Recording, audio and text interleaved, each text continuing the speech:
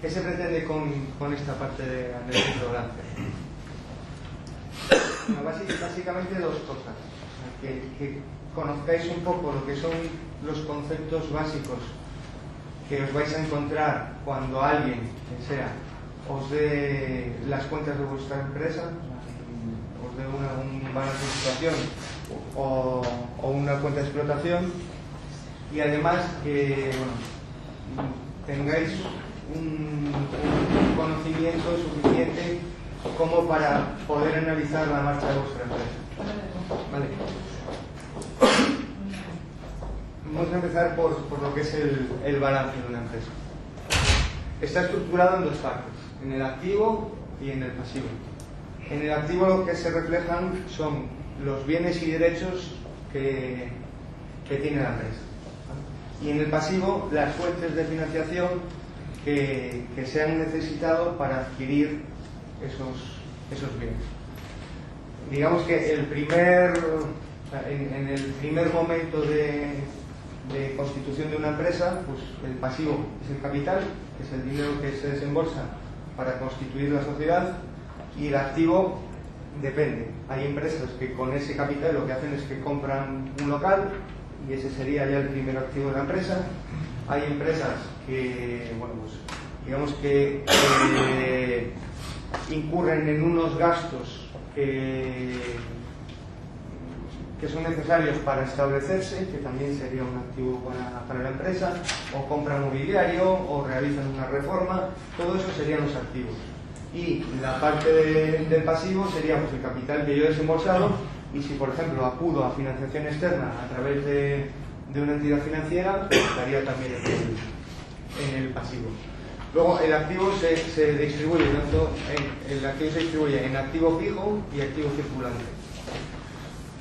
Luego hablaremos de ello, pero básicamente el fijo es el que tiene un grado de permanencia alto dentro de la empresa, y el circulante suelen ser fuentes de financiación, suelen ser fuentes, o bien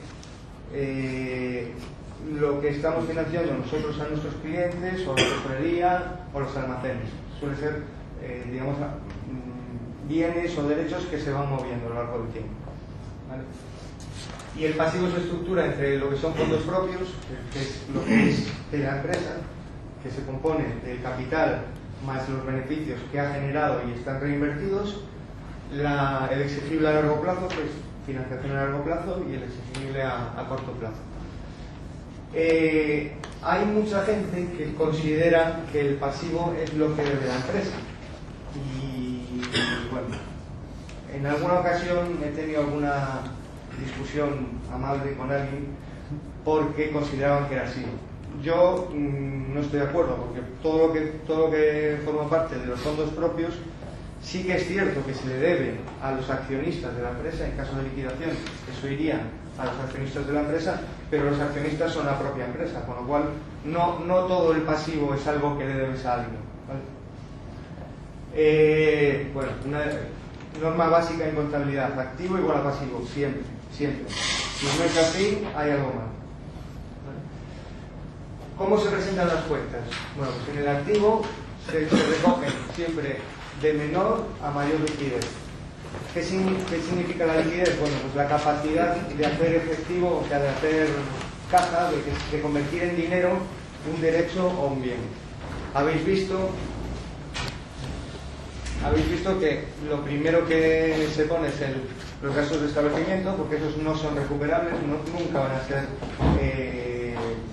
transformables en activo, en tesorería, en dinero. Luego estaría el inmovilizado inmaterial, por ejemplo, pues un local comercial. Luego el inmovilizado material, por ejemplo, los ordenadores. Y luego el inmovilizado financiero, por ejemplo, una cuenta o un depósito a plazo. Y luego ya está pues las existencias, deudores y tesorería. Entonces veis que está ordenado de menor a mayor liquidez, ¿vale? Y en el pasivo están ordenados de menor a mayor grado de exigencia. Empezamos por el capital, que no te lo va a exigir ningún accionista a no ser que la empresa se disuelva, y acabamos por lo que es digamos, las deudas a corto plazo, ¿vale? Os he dicho ya, bueno, os he comentado ya antes cómo estaban agrupados. El activo fijo son elementos que se utilizan de forma permanente para la actividad de la empresa, y el circulante, bueno, pues digamos que se van moviendo. ¿Cómo se van moviendo? Los clientes, pues, tú vas, digamos, los clientes van contrayendo deuda contigo y la van cancelando, y eso suele, bueno, pues, tener un periodo, pues, generalmente menor de un año, igual que las existencias. Tú vas comprando almacén, pero luego eso va saliendo, y con el dinero de tesorería pasa igual, ¿no? Luego están los fondos propios, que recogen el patrimonio de la empresa. Sería, como os he dicho antes, cuando la empresa se constituye, el patrimonio es el capital, pero según va avanzando, ese patrimonio puede o bien aumentar si se va generando beneficio, o bien disminuir. Luego hablaremos de situaciones en las cuales, bueno, pues el patrimonio está desequilibrado. Luego estaría el exigible a largo plazo, que son deudas a más de un año, y a corto plazo, que son deudas a menos de un año. Generalmente estas dos partidas, sobre todo la de largo plazo, está compuesta casi exclusivamente con deuda con entidades financieras, con bancos. Pero hay casos en los que no. Por ejemplo, cuando un accionista le hace un préstamo a la sociedad, que luego hablaremos de ello, porque es un caso especial que debería estar reflejado en una serie, en unas condiciones determinadas, pero hay veces que no se hace, y que es probable que en vuestro caso en algún momento lleguéis a esa situación a la que tú constituyes y no quieres constituir con todo lo que tienes disponible, y lo que haces es que, bueno, pues constituyes con 3.000 euros, que es el mínimo, 3.005 o 3.008, 500.000 pesetas, vamos, y luego tienes dinero que le dejas a la sociedad para hacer las operaciones, ¿vale? Estábamos con el exigible a largo, ¿vale? Y luego el exigible a corto, que se compone de la deuda que tienes tú con los bancos a menos de un año, más lo que le debes tú a tus proveedores o a tus acreedores. Los fondos propios siempre tienen que ser positivos. Sí, pero no. O sea, vamos a ver. ¿Verdad? Esto, digamos que es de cumplimiento general cuando la empresa lleva un periodo de operaciones ya determinado.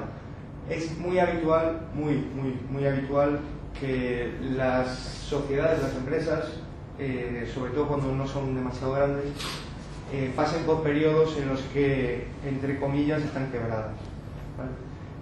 Luego os diré cuándo se produce una situación de quiebra técnica. Se llama quiebra técnica porque en balance una sociedad puede estar quebrada, pero operativamente funcionar, vamos, como un reloj. Supongamos, y no creo que sea muy descabellado, que tú constituyes la sociedad con 3.000 euros, ¿vale? Entonces tienes tu capital. Esto es tu capital. Empiezan las operaciones y el primer mes, yo no sé cuántos serán, pero aproximadamente rondaréis por los, o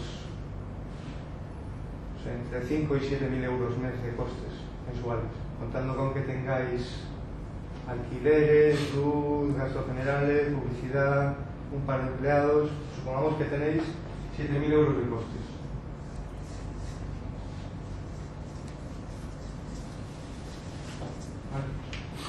Cuando cierres el primer mes, tú tienes una pérdida de 7.000 euros porque no has generado todavía la primera venta. Bueno, pues en ese mes ya está la empresa quebrada, está en quiebra técnica. ¿Por qué? Pues porque el patrimonio neto, que sería el capital más menos los beneficios, es de menos 4.000 euros. Con lo cual ahí lo tenéis.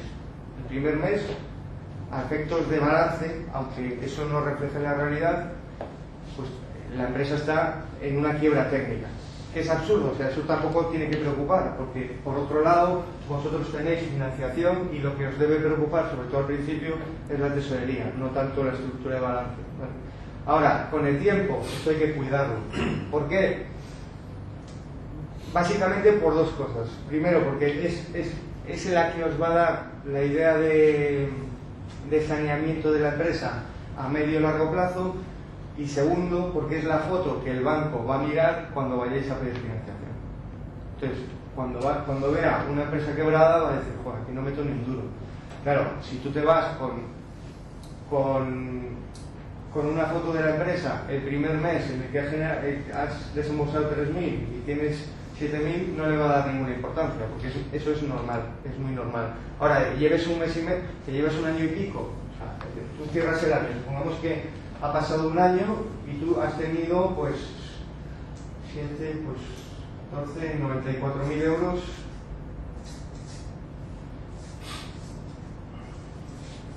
de gastos. No, 84. A 7.000 son 84. Y has generado, pues, de ingresos, pues, no sé, pues de 87. Vale, pues tienes ya 3 de beneficio.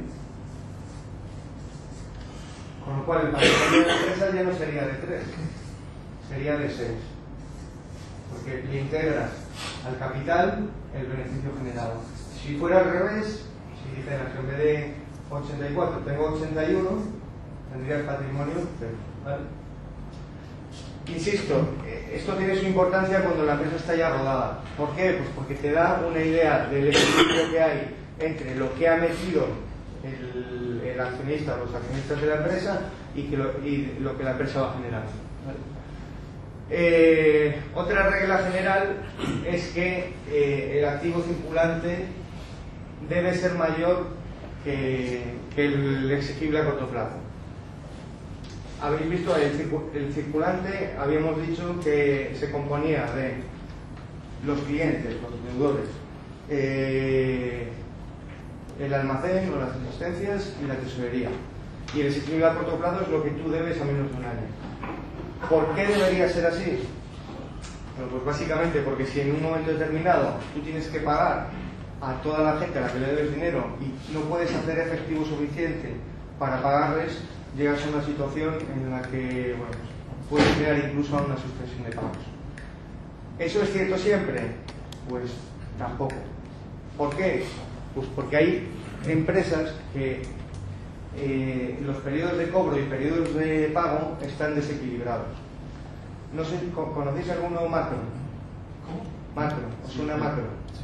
Bueno, Macro es un hipermercado que, bueno, pues, ahora está ya marginalizado, pero antes trabajaba mucho vendiendo a otros supermercados, a autónomos, a gente que con esa mercancía lo que hacía es que luego ellos lo vendían. El beneficio operativo de esa empresa era muy pequeño, o sea, me refiero, marcaba con márgenes muy bajos y el dinero lo ganaba en la parte financiera. ¿Por qué?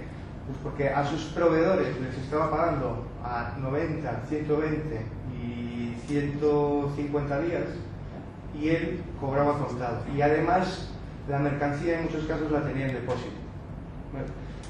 ¿Qué supone eso? Que realmente tú estás en una situación en la que le debes, porque todo eso son deudas que la empresa teóricamente tiene, ¿vale? ¿Qué supone eso? Que tú tienes una deuda enorme, muy grande, y la liquidez que tienes suele ser pequeña. ¿Qué pasa? Que al tenerla descompensada, pues te da igual. Estás en una situación teórica que puede llegar a una suspensión de pagos, pero efectiva no es así. ¿Por qué? Pues porque te estás financiando con tus clientes y donde consigues el beneficio es en el margen financiero. ¿Vale? Entonces, tened en cuenta que todo esto que os estoy diciendo luego tenéis que bajarlo un poco a la actividad que vosotros realicéis. Entonces, hay cosas que son importantes, como por ejemplo los periodos de cobro y pago.